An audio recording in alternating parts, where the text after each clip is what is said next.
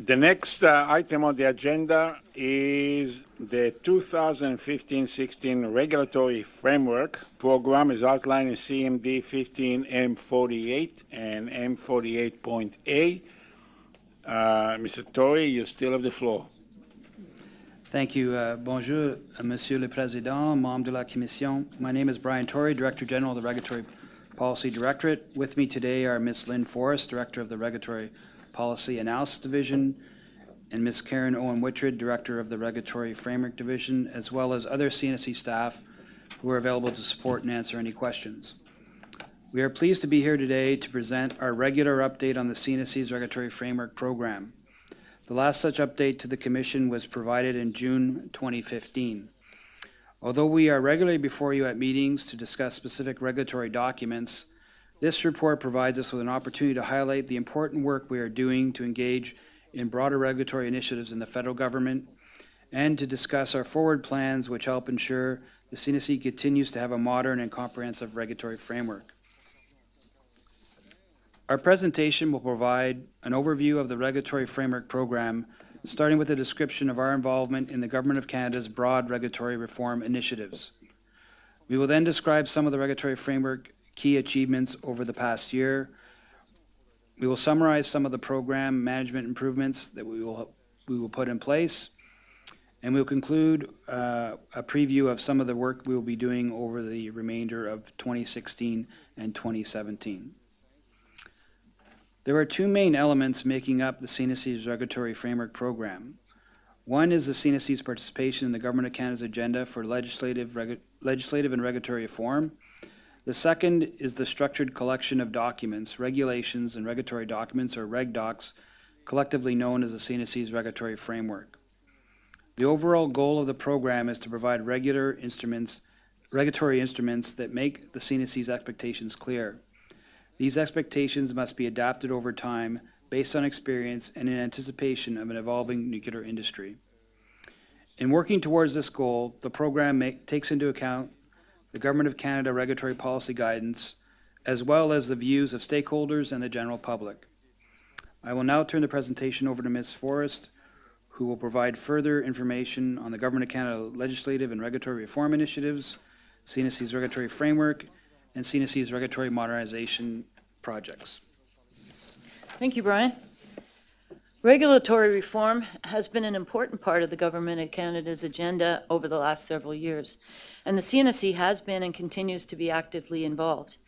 In June 2016, the Government of Canada launched public reviews of environmental and regulatory processes.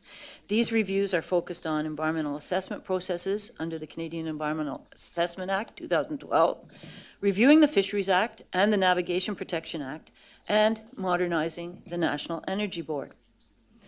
Under the SIA 2012, the CNSC is responsible for conducting environmental assessments for nuclear projects. I think we've heard a lot about that already today. In addition, other federal acts may apply to nuclear facilities and activities in Canada. For some CNSC licensees, authorizations are required under the Fisheries Act and/or the Navigation Protection Act. The reviews are being closely coordinated across government departments, and the CNSC is collaborating with the federal departments and agencies leading the reviews. The CNSC is also involved with the Regulatory Cooperation Council, an initiative first launched in 2011 between the US and Canada, with the main goal of further enhancing areas of cooperation between regulatory bodies. So this initiative brings together regulatory bodies in the US and Canada, as well as interested stakeholders, including the regulated businesses. The CNSC already works closely with regulatory bodies in the US, for example, in areas of transportation and certification, but became actively involved with the RCC, Regulatory Cooperation Council, in 2014 in order to explore additional potential areas of coordination with our US counterparts. One such area of cooperation being explored at this point is the regulation of small modular reactors. The Red Tape Reduction Action Plan was initiated by the government in 2012 to reduce administrative burden on businesses by making the federal regulatory system more transparent, accountable, and predictable. The CNSC has implemented the commitments in the action plan by providing more information on the website about the forward regulatory planning for regulations and by listing service standards for high-volume licensing activities. As previously noted, the CNSC's regulatory framework is a structured, comprehensive suite of documents comprised of the Nuclear Safety and Control Act, its associated regulations, licenses, regulatory documents, and standards that the CNSC uses to oversee nuclear facilities and activities in Canada. As a responsible federal regulator, the CNSC follows the Cabinet Directive on Regulatory Management to ensure that regulatory issues are well defined and that the choice of regulatory approach is the most appropriate for achieving safety and security objectives. So this includes re-examining previous ways of doing things, exploring options, and in the cases of new or very different ways of regulating, consulting early with stakeholders through workshops or discussion papers. Over the past several years, the CNSC has been modernizing its regulatory framework to continue to ensure that licensees and applicants clearly understand the CNSC's regulatory expectations. So a key objective is to ensure that regulatory requirements are up to date, well-defined, and supported by guidance where necessary, and are ready to regulate new and emerging technologies such as small modular reactors. The Regulatory Framework Program is guided by the Regulatory Framework Steering Committee and CNSC's Management Committee. The Commission approves the regulations, licenses, and most regulatory documents. Further enhancing, Prior to the reorganization of the CNSC's regulatory framework, a variety of regulatory instruments were used to clarify requirements and provide guidance.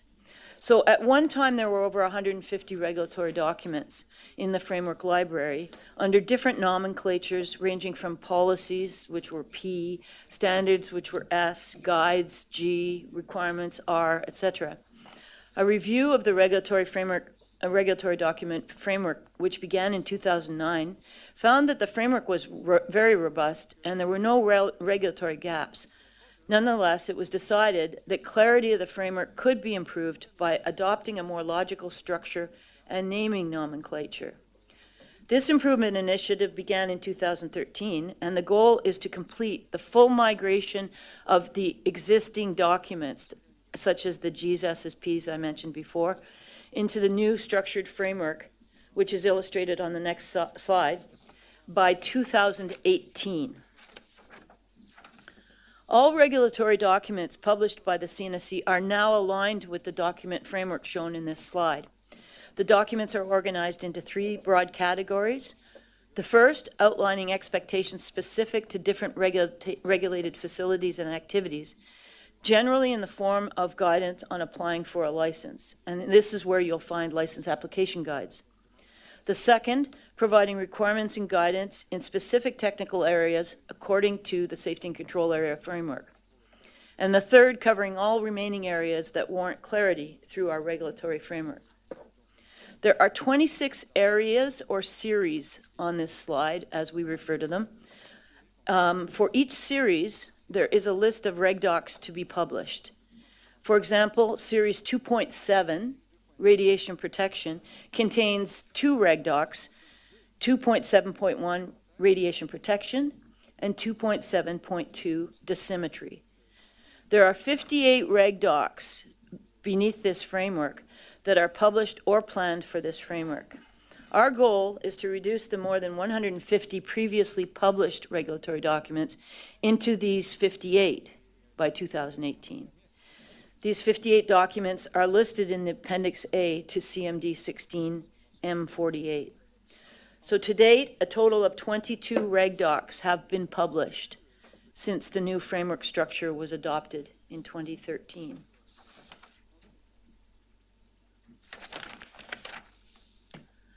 The Regulatory Framework Plan is a 5-year rolling forecast that lays out the planned timing by quarter for the development of regulations and reg docs.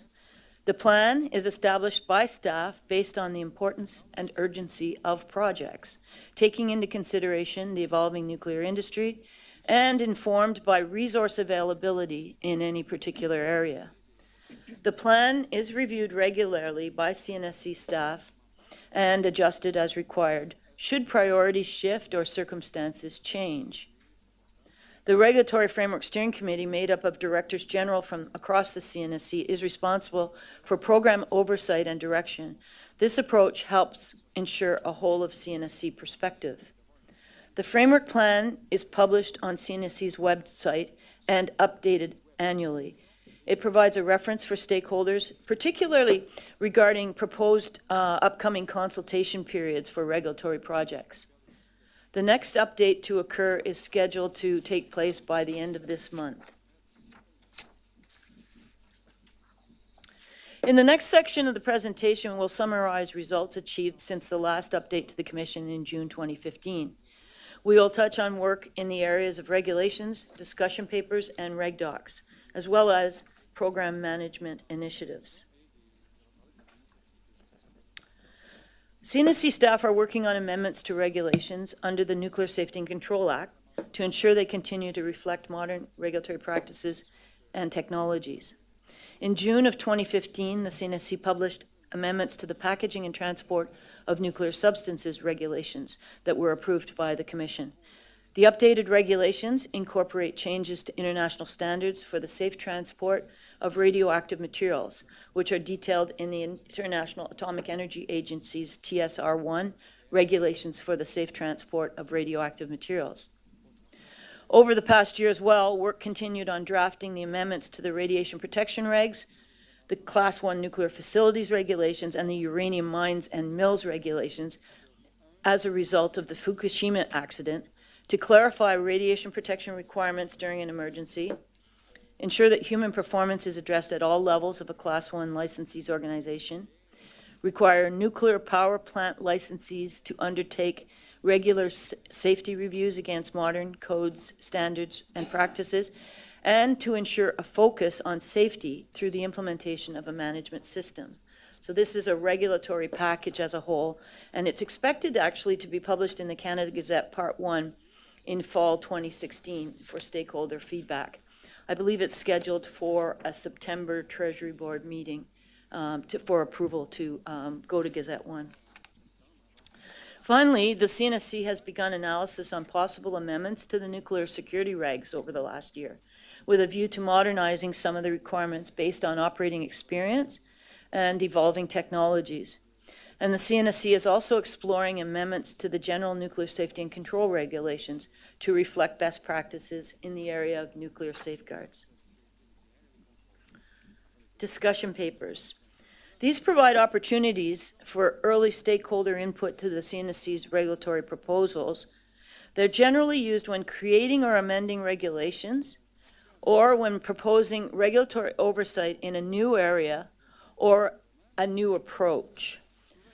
So over the past year, the staff solicited early stakeholder feedback on the 5 discussion papers listed here. In particular, the waste and decommissioning paper looks at waste management programs, licensing of different types of waste facilities, licensing and decommissioning and abandonment of nuclear facilities of all types. Consultation on this paper actually closed on September 12, 2016, and the feedback is now being analyzed and will be used to develop potential regulatory amendments and regulatory documents for this whole area of the regulatory framework over the next few years. In addition, potential vendors of small modular reactors in Canada have approached the CNSC, as you are aware, to better understand how to meet Canadian regulatory requirements with their new technologies. The small modular reactor discussion paper provides an overview of potential regulatory issues associated with small modular reactors and how they could be addressed. Feedback received will inform the CNSC in adapting its regulatory expectations in this area. The comment period will close on September 28, 2016. However, due to the complexity of this area, staff has already held a stakeholder workshop and will likely hold more in order to continue that conversation. I'll now turn the presentation over to Ms. Karen Owen Wichard, who will review accomplishments from the past year in terms of the reg docs published and the program management improvement initiatives. Thank you. For the record, my name is Karen Owen Wichard, and I'm the Director of the Regulatory Framework Division. Since the last update to the Commission in June 2015, we have continued to actively clarify our regulatory expectations in various areas of the framework. This slide lists the 9 reg docs that have been published since the last update to the Commission, either as new documents or as new revisions to existing documents, taking into account operational experience and the need for additional guidance for some specific areas of regulatory oversight. As you can see, we published reg docs in a wide variety of areas, covering, for example, the construction and commissioning of nuclear facilities, CNSC practices in the area of Aboriginal engagement, and guidance for the newly published Packaging and Transport of Nuclear Substances regulation. For 2 reg docs on this list, Reg Doc 2.13.2, Import and Export, and Reg Doc 3.6, Glossary of CNSC Terminology, I can provide updates since the time of writing of the CMD. The Import and Export Reg Doc was recently published on September 1st, and the Glossary Reg Doc is expected to be published in the coming weeks.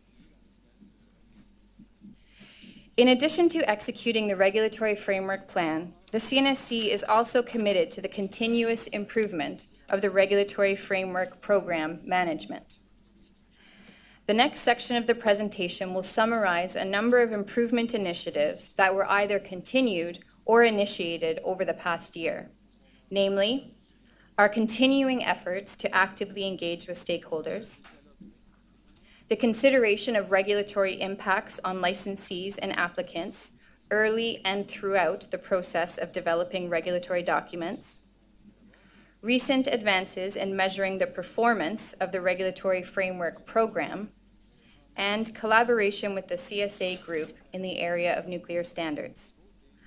I will provide a summary of each of these subjects in turn over the coming slides. As a responsible federal regulator, consultation with the public, licensees, and interested organizations is an important part of the process the CNSC uses to develop the regulatory tools within its regulatory framework. The CNSC actively seeks public input on its draft regulatory proposals, regulatory documents, and discussion papers through various means, including the CNSC's website, Facebook, the Government of Canada's Consulting with Canadians website, and the Canada Gazette.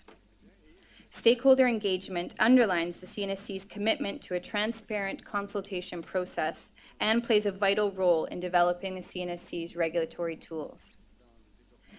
The CNSC's stakeholder engagement helps ensure that we remain focused on the transparency of our work while actively seeking opportunities to improve engagement and communication.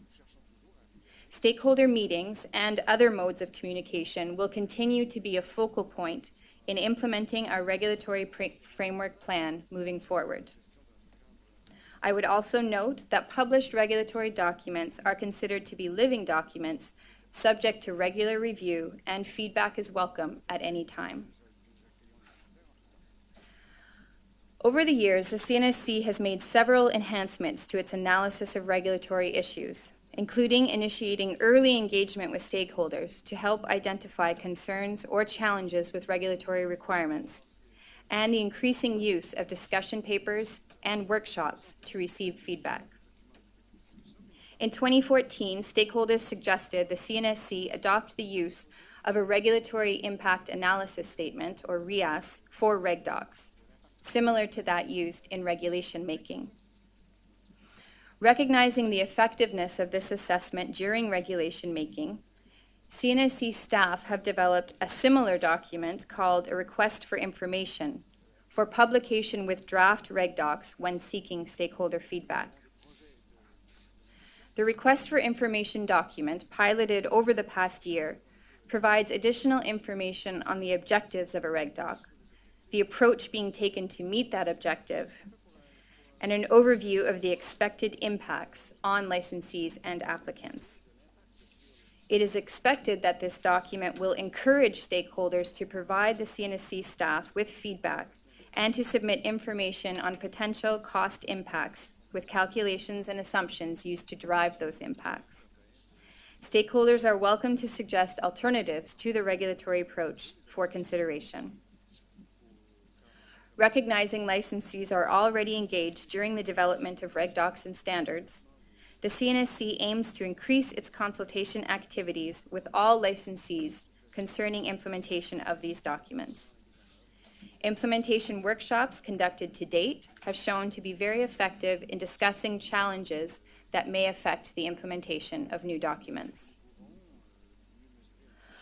Over the past year, the CNSC has developed a new performance measurement framework outlining how the CNSC will measure the effectiveness of its programs, including the Regulatory Framework Program. This is an internal tool meant to enable staff to better manage the delivery of program commitments. Tracking the performance indicators developed under this performance measurement framework will allow CNSC staff to gauge program performance against the goal of having an updated regulatory framework by 2018. This will allow us, in turn, to proactively identify the need for adjustments in our processes as necessary. Some examples of the performance indicators developed include the timeliness of product development, measured by the number of reg docs and discussion papers produced in a given fiscal year as compared to the regulatory framework plan, and completeness of the regulatory framework, measured by the number of reg docs published on the CNSC website in a given year, again as measured against the plan. Program performance against these indicators will be monitored through quarterly reporting to the CNSC's Management Committee, commencing in the third quarter of this year.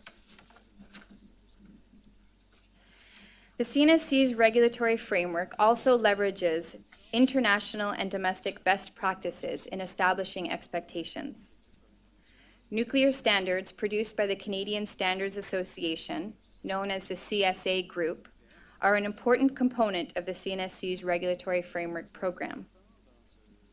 Nuclear operators participate with the CSA Group in its standards program to develop consensus-based nuclear-related standards for equipment and performance to improve safety and reduce risks. The CNSC provides input to these standards and determines whether licensees must meet a standard in whole or in part. Leveraging the work of the CSA Group is a cost-effective way for the CNSC to enhance its regulatory framework. Over the past year, the CNSC and CSA Group continued their efforts to ensure alignment between the CSA Group Nuclear Standards Program and the CNSC Regulatory Framework Program. The CNSC and CSA Group meet regularly to discuss standards and program planning. In order to ensure transparency of regulatory expectations, the CNSC has arranged with the CSA Group for their standards to be available to the public through the CNSC's website.